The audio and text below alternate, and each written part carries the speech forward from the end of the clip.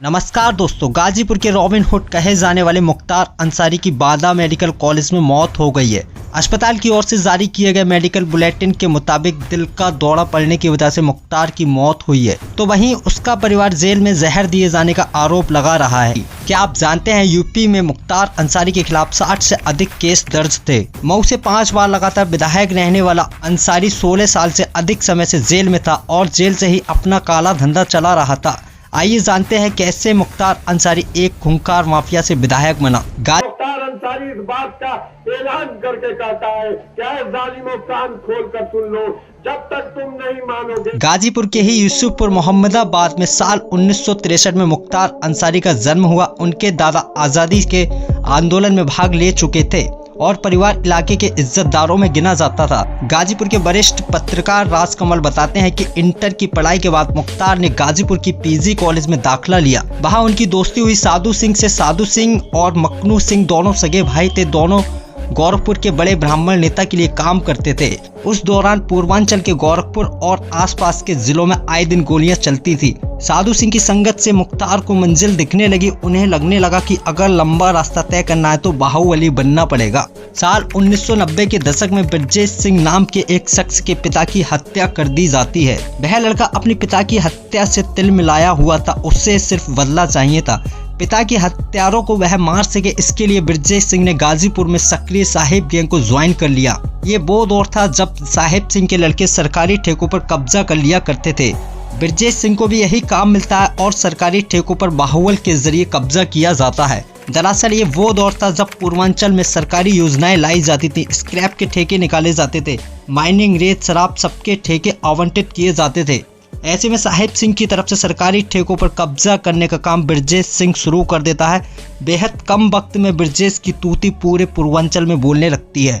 वहीं दूसरी तरफ मखनू सिंह गैंग की तरफ से सरकारी ठेकों पर कब्जा करने का काम मुख्तार अंसारी को दिया जाता है। गाजीपुर और मऊ के सरकारी ठेकों पर मुख्तार अंसारी का एक छत्र अधिकार था, लेकिन अब ब्रजेश सिंह की नजर भी इन ठेकों पर थी। ब्रजेश सिंह इन ठेकों को एक एक करके कब्जाने लगा और यह वही समय था जहां मुख्तार अंसारी और ब्रजेश सिंह के बीच दुश्मनी शुरू होती है। आइए जानते हैं कौन था मुख्तार अंसारी।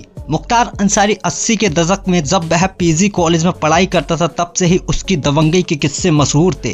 क्रिकेट का मैदान हो या बाजार की गलियां, उसकी दबंगई हर जगह थी। ये वही दौर था जब मुख्तार के पिता सुहानुल्लाह अंसारी गाजीपुर के मोहम्मदाबाद नगर पंचायत के चेयरमैन थे। दरअसल अंसारी परिवार का ऐतिहासिक वर्चस्व और रसूख हमेशा से रहा है। महान कामों के लिए मशहूर इस परिवार में मुख्तार ने अपनी मर्जी से अपराध को चुन लिया था। कहते हैं मुख्तार के पिता का अपने क्षेत्र में इतना सम्मान था कि उनके खिलाफ चुनाव में कोई भी पर्चा नहीं भरता था। साल 1970 के दशक तक पूर्वांचल बेहद पिछले इलाकों में गिना जाता था, लेकिन सरकारें एक्टिव हुई। इसके बाद पूर्वांचल में कई सरकारी ठेके व विकास की परियोजनाएं लाई जाती हैं। साल 1990 के दशक आते आते पूर्वांचल में ब्रजेश सिंह और मुख्तार अंसारी का गैंग सक्रिय हो जाता है। जमीनों पर कब्जा, रेलवे के स्क्रैप के ठेके, शराब के ठेके और वर्चस्व की लड़ाई शुरू हो जाती है। इन सरकारी ठेकों में दोनों का हिस्सा होता था। यही बात मुख्तार अंसारी को अच्छी नहीं लगी। पहले ब्रजेश सिंह और मुख्तार अंसारी एक साथ काम किया करते थे, लेकिन कई विवादों के बाद दोनों अलग हो जाते हैं। फिर शुरू होती है पूर्वांचल में खूनी गैंगवार की कहानी। साल 1980 के दशक में गाजीपुर जिले के सैदपुर में एक प्लॉट को हासिल करने को लेकर साहिब सिंह और मखनू सिंह की गिरोह के बीच झगड़ा हो जाता है, लेकिन यहीं से दो नाम खुलकर सामने आते हैं। पहला मुख्तार अंसारी, दूसरा ब्रजेश सिंह। ब्रजेश सिंह और मुख्तार अंसारी दोनों के ही नाम से पूर्वांचल का बच्चा वाकिफ है। दोनों के अपने अपने गैंग थे। दोनों के ही गैंग में जवान लड़कों की कमी थी और दोनों के ही गैंग के लड़कों के खून में उबाल था। दोनों के बीच कई बार गैंगवार हुई। कभी मुख्तार ने ब्रजेश पर हमला करवाया तो कभी ब्रजेश ने मुख्तार पर। कई बार दोनों की जान जाते जाते बची, लेकिन मुख्तार और ब्रजेश की लड़ाई में पलड़ा मुख्तार का तब भारी हो जाता है जब साल 1996 में बसपा के टिकट पर चुनाव जीतकर मुख्तार विधानसभा पहुंचता है। यहां से मुख्तार ने अपनी राजनीतिक ताकत का इस्तेमाल करना शुरू किया। मुख्तार ने ब्रजेश के पीछे पुलिस फोर्स को लगा दिया। वहीं दूसरी तरफ मुख्तार का गैंग ब्रजेश सिंह के लोगों पर लगातार हमला करता रहा। इस दौरान ब्रजेश सिंह के कई करीबियों की हत्या कर दी जाती है। मुख्तार फिर बाहुबलियों की लिस्ट में सबसे ऊपर आ जाता है। इसी भागदौड़ में ब्रजेश सिंह को साथ मिलता है मोहम्मदाबाद के विधायक कृष्णानंद राय का, लेकिन आगे चलकर कृष्णानंद राय की एक खूंखार हमले में हत्या कर दी जाती है और जब उनका पोस्टमार्टम होता है तब उनके शरीर से 67 गोलियां बरामद होती हैं। कृष्णानंद राय हत्या के बाद बृजेश सिंह अकेले पड़ जाते हैं, राजनीति सहयोग भी छिन जाता है। बृजेश सिंह भी मुख्तार की तरह राजनीति में प्रवेश तो करते हैं लेकिन मुख्तार जितना कद नहीं बना पाते। ऐसे में मुख्तार के काफिले पर बृजेश सिंह और उनके गैंग द्वारा हमला किया जाता है जिसे उसरी चट्टी कांड के नाम से जाना जाता है। इस दौरान बृजेश सिंह को भी एक गोली लगती है और अगली सुबह अखबारों में खबर आती है कि गोली लगने से बृजेश सिंह की मौत हो गई, लेकिन आगे चलकर ये खबर गलत साबित होती है। बृजेश सिंह की मौत की हेडलाइन से अखबारें भरी पड़ी थी। ऐसे में साल 2005 में मऊ में दंगे होते हैं।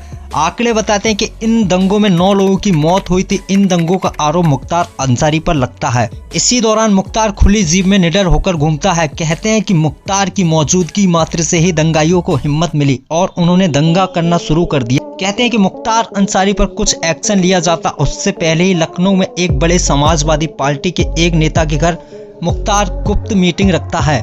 अगले ही दिन वह गाजीपुर पुलिस के सामने आत्मसमर्पण कर देता है। इसके बाद मुख्तार को गाजीपुर जेल भेजा जाता है।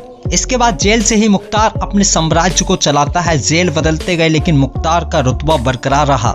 अवैध वसूली, ठेकेदारी, रंगदारी, जमीन कब्जाना समेत कई काम अभी भी जारी थे।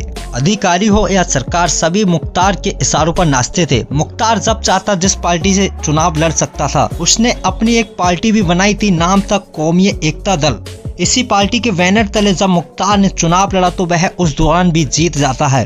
क्या आप जानते हैं कि मुख्तार पर दर्जनों आपराधिक मामले दर्ज हैं, लेकिन मुख्तार को मात्र कुछ ही मामले में सजा सुनाई गई थी। अब मुख्तार अंसारी की मौत हो चुकी है। गाजीपुर में मुख्तार के शव को दफनाया गया है, लेकिन आज भी मुख्तार अंसारी की छवि गाजीपुर में कुछ लोगों के लिए माफिया वाली है तो कुछ लोगों के लिए रॉबिन हुड वाली है।